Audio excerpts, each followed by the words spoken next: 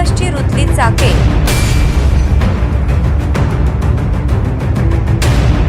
Corona संकटात वाढला करांचा बोजा, उड्डाणपुलांचा स्वप्नात झोका,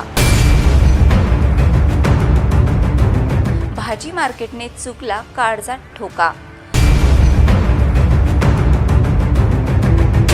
नगरसेवकांचा लेखाजोखा, माझे शहर माझा आवाज लवकरच।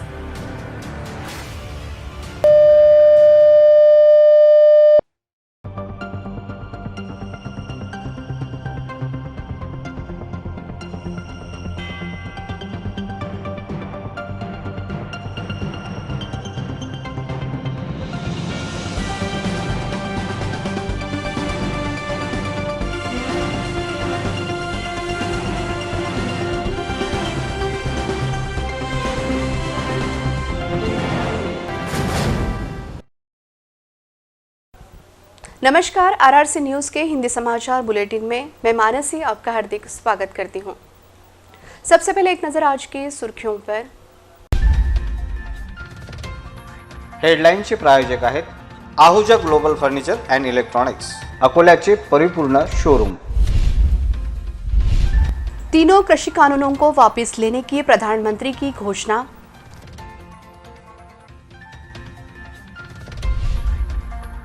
चिखली डकैती मामले के आरोपियों पर 50,000 का इनाम।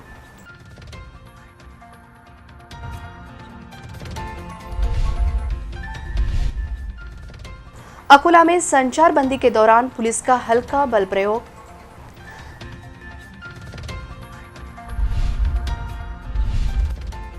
श्री राजराजेश्वर मंदिर हजारों दीपकों की रोशनी से जगमगाया।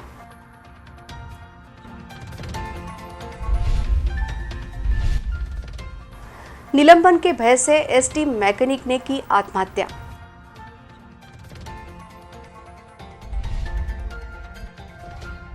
अब समाचार विस्तार से। देश भर के लाखों किसानों के संघर्ष के बाद और सैकड़ों किसानों की मृत्यु के बाद आखिरकार मोदी सरकार ने तीनों कृषि कानूनों को पीछे लेने की घोषणा की है, जिसके कारण किसानों ने राहत की सांस ली है। देश भर के लाखों किसानों के संघर्ष के बाद और सैकड़ों किसानों की मृत्यु के बाद आखिरकार मोदी सरकार को झुकना पड़ा।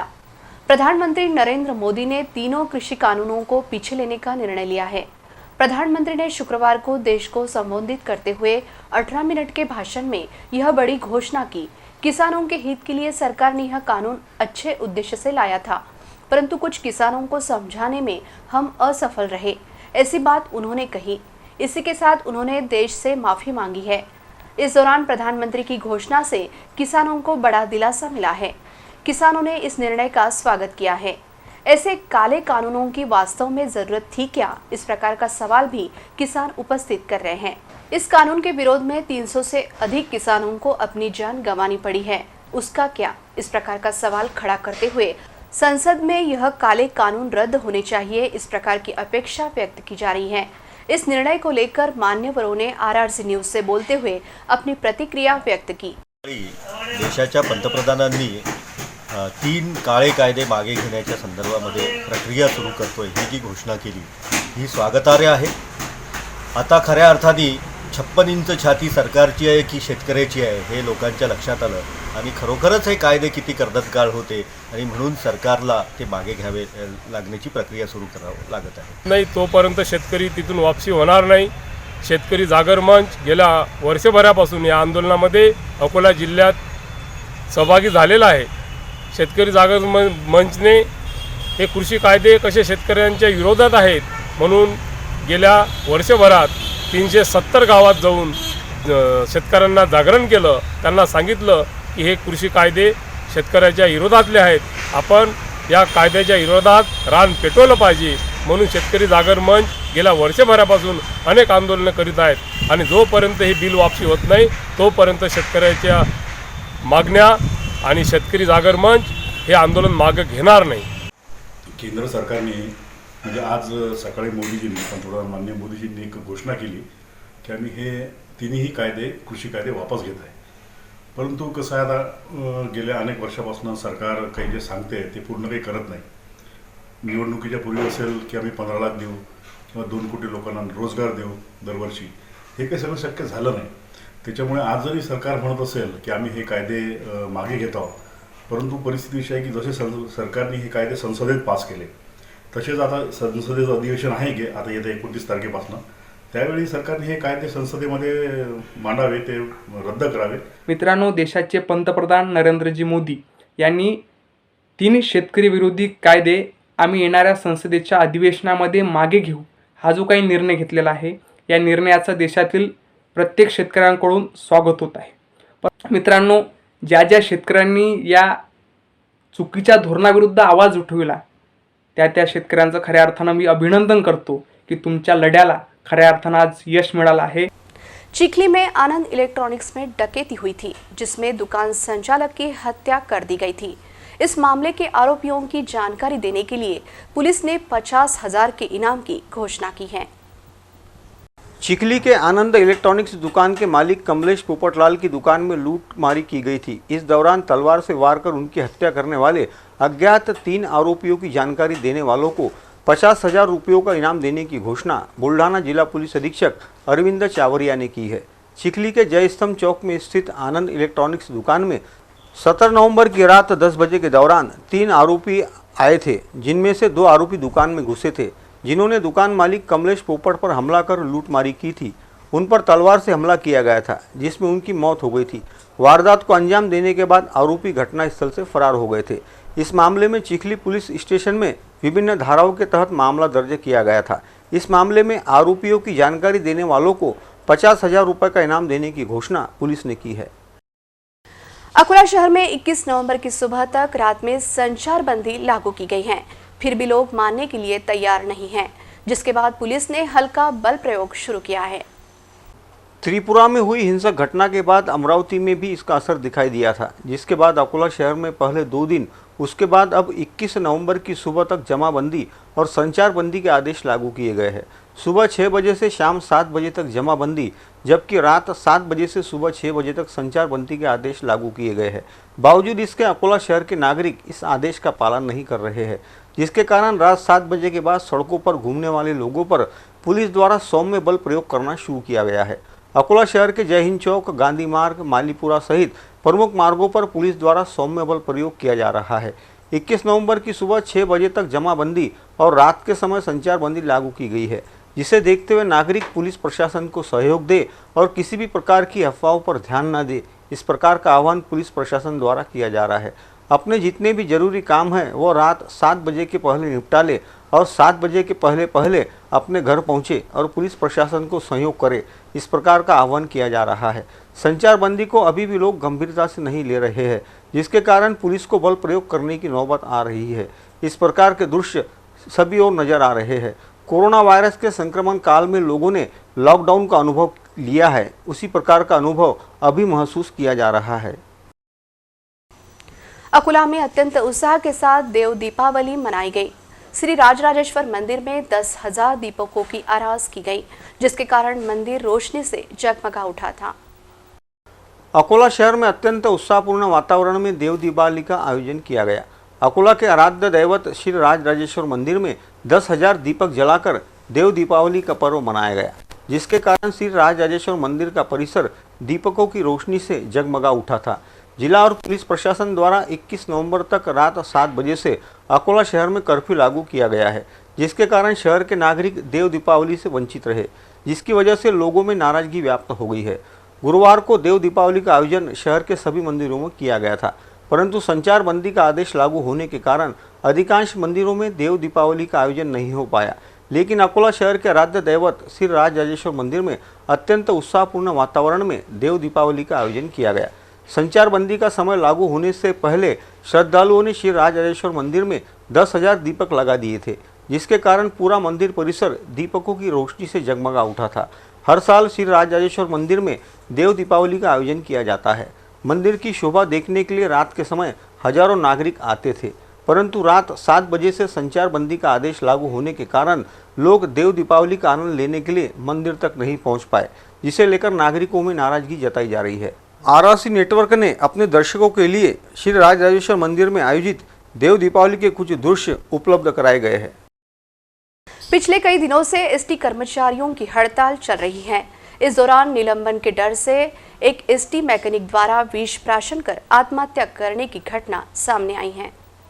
राज्य सरकार के शासन सेवा में एसटी महामंडल के सभी कर्मचारियों का विलीनीकरण किया जाए, इस मांग को लेकर पिछले 17 दिनों से एसटी कर्मचारियों की हड़ताल जारी है। इस दौरान राज्य सरकार ने सैकड़ों कर्मचारियों को निलंबित किया है। निलंबन की कार्रवाई का डर सभी कर्मचारियों को सता रहा है। इस दौरान माटरगांव निवासी 29 वर्षीय एसटी कर्मचारी विशाल अंबलकर ने विष प्राशन कर आत्महत्या कर ली। इस घटना के कारण खलबली मच गई है। विशाल अंबलकर खामगांव के एसटी डिपो में मैकेनिक के रूप में कार्यरत थे, जिन्हें काम बंद आंदोलन में शामिल होने के कारण निलंबन का डर सता रहा था, जिसके बाद उन्होंने जहर खा लिया, जिसके बाद उन्हें तुरंत उपचार के लिए अकोला के जिला अस्पताल में दाखिल किया गया, जहां उनकी मौत हो गई। इस घटना के कारण एसटी कर्मचारियों में रोष व्याप्त हो गया है। मूर्तिजापुर में अत्यंत उत्साहपूर्ण वातावरण में काकड़ा आरती का समापन किया गया। कार्तिक मास में काकड़ा आरती के आयोजन के साथ ही अन्य प्रकार के धार्मिक कार्यक्रमों का आयोजन किया गया था। गाड़गे बाबा महाराज गोरक्षण संस्था की ओर से पिछले 14 वर्षों से कोजागिरी पूर्णिमा से कार्तिक पूर्णिमा तक काकड़ आरती का समापन किया गया है। इस वर्ष भी इस परंपरा को बरकरार रखते हुए संस्था के अध्यक्ष बापू साहेब देशमुख के मार्गदर्शन में 14 नवंबर को काकड़ा आरती का समापन किया गया। इस कार्यक्रम में विधायक हरीश पिंपले, कमलाकर गावंडे, विजय यादव, भाजपा शहर अध्यक्ष रितेश बाजकर, मोहन वसुकार, विक्की सदारंगवानी, पत्रकार अनवर प्रमुखता से उपस्थित थे। इस समय मान्यवरों का सत्कार किया गया। संस्था की ओर से पूरे महीना भर काकड़ आरती के अवसर पर गरीबों को दीपावली, फराल का वितरण, अन्नदान, वस्त्रदान कर इस प्रकार उपक्रम चलाए गए। व्यसन मुक्ति के संदर्भ में बापू साहेब देशमुख ने उचित मार्गदर्शन किया। इस प्रकार इस वर्ष भी संस्था की ओर से काकड़ आरती करने वाले भाविक भक्तों को ब्लैंकेट, थाली, गिलास, साड़ी, किट, अनाज का वितरण किया गया। संत गाड़गे बाबा गोरक्षण संस्था का रंगरोगन, सजावट और रोशनाई की गई थी।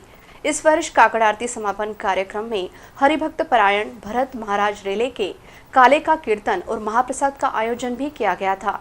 संत गाड़गे बाबा गोरक्षण संस्था की ओर से काकड़ आरती समारोह को सफल बनाने में सागर देशमुख, विशाल वानखेड़े, सुरेश बावनेर, बाबा साहेब कावरे, वसंतराव देशमुख, सुनील सरकते, सूरदास दिगंबर, डॉक्टर कावरे ने प्रयास किया। इस समय नागलवाड़ी संस्था के सेवकों ने भी अपना सहकार्य दिया। अकोला में अत्यंत उत्साहपूर्ण वातावरण में परंतु सादगी के साथ श्री गुरु नानक जी देव का प्रकाश पर्व मनाया गया। इस अवसर पर सभी गुरुद्वारों में विशेष व्यवस्था की गई थी। अकोला में उत्साहपूर्ण वातावरण में किंतु सादगी के साथ गुरु नानक देव जी का प्रकाश पर्व मनाया गया। इस अवसर पर शहर के सभी गुरुद्वारों में प्रकाश पर्व का आयोजन किया गया। शहर के वातावरण को देखते हुए जिला प्रशासन और पुलिस द्वारा सुबह के समय जमाबंदी और रात के समय संचारबंदी लागू की गई है। इसे देखते हुए प्रकाश पर्व के सभी कार्यक्रमों को रद्द किया गया है।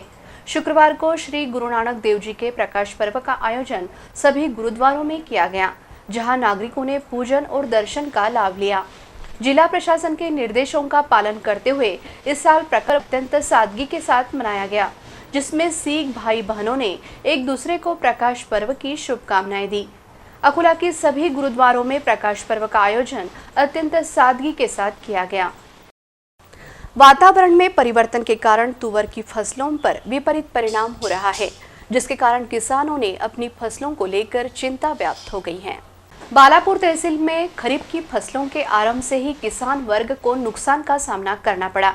साथ ही अब रबी की फसल 2-3 दिनों से वातावरण में आए परिवर्तन के चलते खतरे में आ गई है।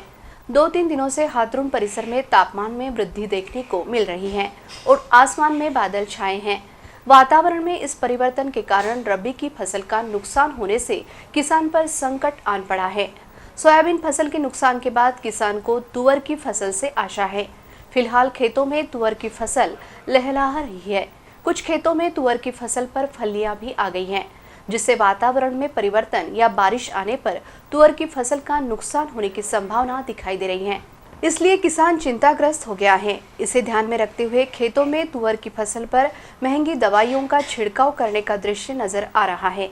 इतना खर्च करने के बाद किसानों पर आए आसमानी संकट के चलते उसकी अवस्था और भी खराब हो जाती है। ऐसी स्थिति में किसानों को कृषि विभाग द्वारा मार्गदर्शन किया जाए, इस प्रकार की मांग किसानों द्वारा की जा रही है। ते वातावरणाच्या ना आमची तुरीचं ते जरा फुलदर खराब होऊन राहिला. पहिले पराठी खराब झाली, आता तुरीचं खराब होत चालू आहे. फवारे मारले, 3 फवारे मारले. सध्या तूर चांगली आहे, पण आता हे 3-4 दिवस झाले वातावरण खराब आहे, यानं तूर खराब व्हायची शक्यता आहे. कई मांगों को लेकर स्वाभिमानी शेतकरी संगठन द्वारा रास्ता रोको आंदोलन किया गया, जिसके कारण यातायात प्रभावित हो गया था। स्वाभिमानी शेतकरी संगठना अकोला जिले की ओर से जिला अध्यक्ष गणेश भाऊ खूमकर के नेतृत्व में निम्बा फाटा में रास्ता रोको किया गया। इस समय स्वाभिमानी की ओर से सोयाबीन को प्रति क्विंटल 8,000 के भाव, कपास को 12,000 भाव, फसल बीमा कंपनी पर लगाम लगाकर किसानों को 2020-2021 का फसल बीमा दिया जाए। इस वर्ष अवकाश के कारण जिले के सभी किसानों को अतिवृष्टि के पैसे दिए जाए, बाकी किसानों को कर्ज माफी शीघ्र की जाए, साथ ही 50,000 रुपये नियमित कर्ज भरने वाले किसानों को कर्ज माफी दी जाए, इत्यादि मांगों को लेकर रास्ता रोको किया गया। इस समय तालुका अध्यक्ष पंकज दुतोंडे, दिगंबर पाटिल, रवि घ्यारे, दिलीप मुंडले, संतोष भाऊ कुकडे, गोपाल भाऊ कुकडे, गणेश भटकर, विठ्ठल कुचके, गोपाल चंदने, कलीम शेख, महादेवराव वासनकर, दिगंबर पाटिल, गौरव राऊत, शुभम ताले, ऋषिकेश कुठे, योगीराज तायडे, युसुफ खान आदी कार्यकर्ता उपस्थित थे। आमची शासनाकडे एकच मागणी आहे, सोयाबीन, कापूस याला 8,000 व 12,000 रुपये भाव प्रत्येक दिला पाहिजे। केंद्र शासनाने जी मदत जी सोयाबीन आयात केली आहे, ज्यामुळे सोयाबीनचे भाव उतरले आहेत, ती थांबवली पाहिजे।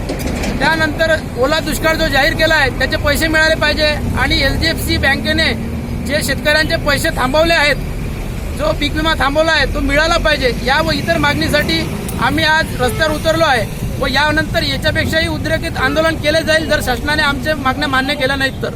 अंत में एक नजर आज की सुर्खियों पर। हेडलाईनचे प्रायोजक आहेत Ahuja global furniture and electronics, अकोल्याचे परिपूर्ण शोरूम। तीनों कृषि कानूनों को वापस लेने की प्रधानमंत्री की घोषणा।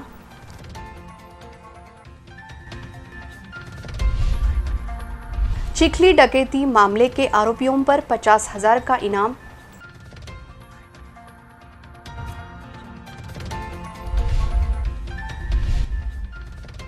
अकोला में संचार बंदी के दौरान पुलिस का हल्का बल प्रयोग।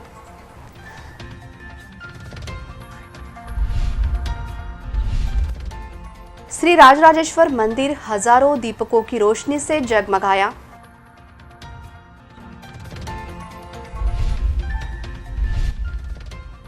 निलंबन के भय से एसटी मैकेनिक ने की आत्महत्या।